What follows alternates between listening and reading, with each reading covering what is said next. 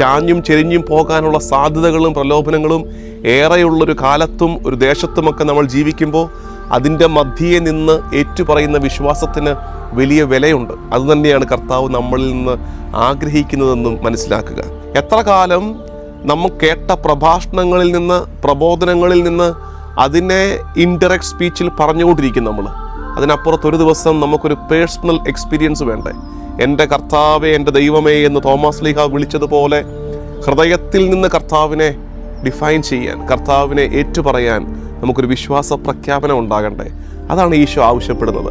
അവരും ഇവരും പറയുന്നതൊക്കെ അവിടെ ഇരിക്കട്ടെ, ഇത് കുഴപ്പമില്ല. പക്ഷെ ഞാനിപ്പോൾ ആഗ്രഹിക്കുന്നത് ഞാൻ ആരാണെന്നാണ് നിങ്ങൾ പറയുന്നത്. വെരി പേഴ്സണൽ ചോദ്യമാണത്. ആ ചോദ്യത്തിന് ഉത്തരം പറയാൻ നമ്മൾ ഒരുങ്ങണം.